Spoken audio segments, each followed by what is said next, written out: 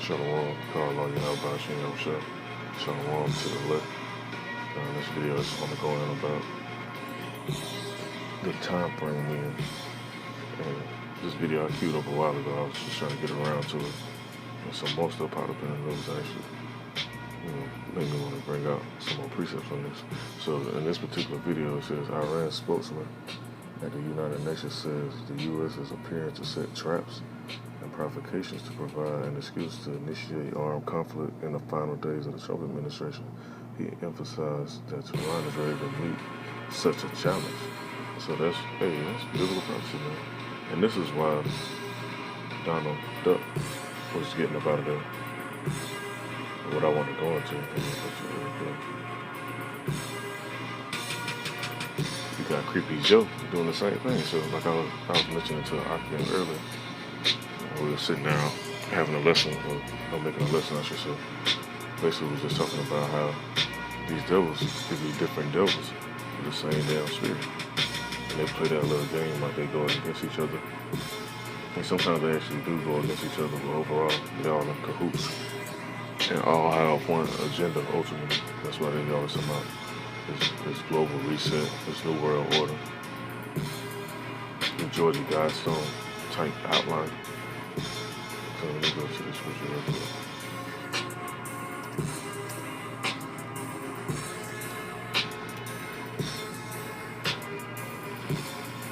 It's in the book of Joel, chapter 3, verse 10, it said, beat your plowshares into swords and your pruning hooks into spears like the weak saying I'm strong. And that's what they're saying. You see what it's right here. It says Tehran. It says he emphasized that Tehran is ready to meet such a challenge. And let me go down some more. It said, meanwhile, South Korea sending troops to the Persian Gulf in response to Tehran's seizure of the South Korean ship for violating environmental laws in its territorial waters, which the U.S. backs a lot of these different little areas. They have military bases over there, like South Korea. Places over there near Israel. They have cahoots with them, so and it also goes into, we'll go to the other precept real quick.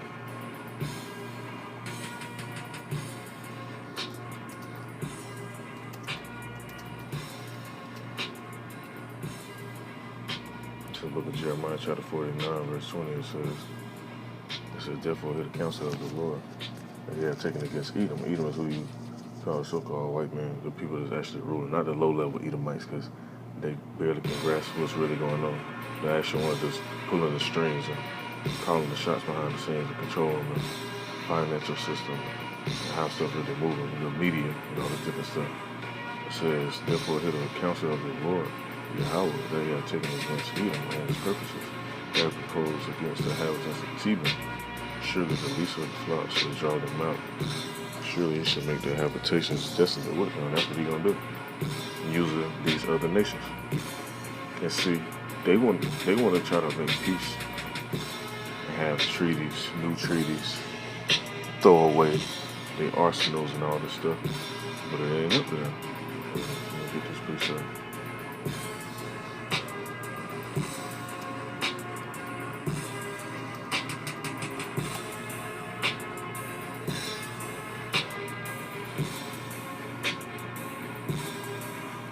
Proverbs chapter 21, verse 1, it says, the king's heart is in the hand of the Lord as the rivers of water.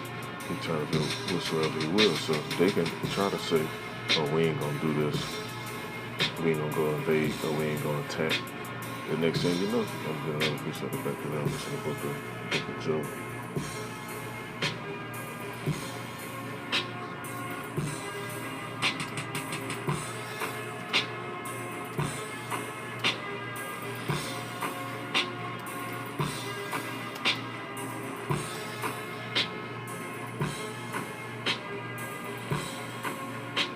In the book of Job, chapter 33, verse 17, it says, let me jump on one more verse.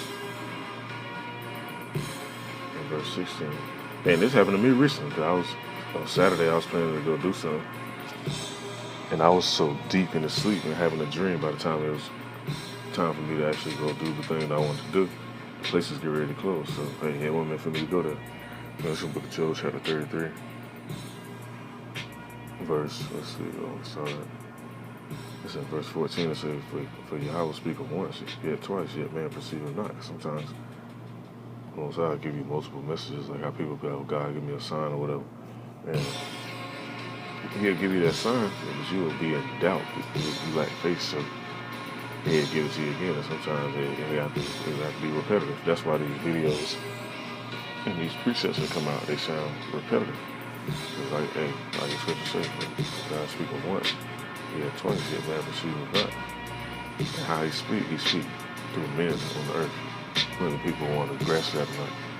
And he's gonna come down in personally and be like, hey, and go up the sky to you and be like, hey, go this way.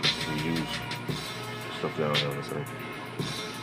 Verse 15 it says, in a dream, in a vision of the night, when deep sleep falleth upon men and slumbers upon the bed, then he opened up the ears of men and sealed up their instruction. So once again, these guys, they might go to sleep tonight and be like, you know what, we need to have a UN council meeting and come to an agreement on this.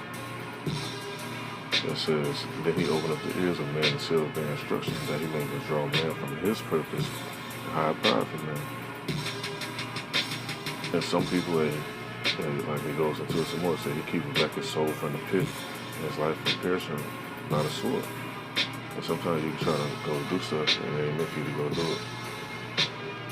Then on the contrary, he'll give you over to these things. I'm going to read on a little bit more. I'm going to get on to this other video. It says, back where I was at, it says, Tehran seized your South Korean ship from violating environmental laws in its territorial waters. It's a new war in Iran imminent. It says RT America's Alex Mihalovich reports. Then former Naval Intelligence Officer John Jordan and former UK MP George Galloway. So they go into it on this and this other stuff they have outlined in this. I ain't gonna get into that. I just want to pull a few more videos.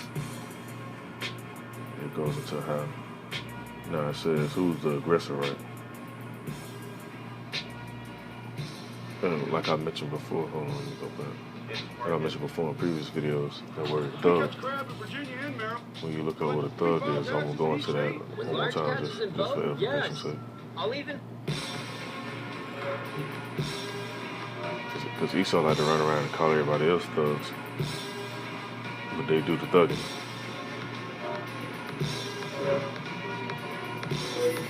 Let me skip past this. George, let me begin with you. I mean, the level of anxiety and the number of countries involved, Iran, China, United States, South Korea, how concerned should we be? Well, these are very troubled days, troubled waters, and there's something far wrong with the institutional health of the United States. In this regard, the incoming administration, in just a few days, will be seeking to repair the damage done to the relations with Iran, to re-enter the Iran nuclear deal, to try and turn the page on what has been a very, very bloody and dismal chapter.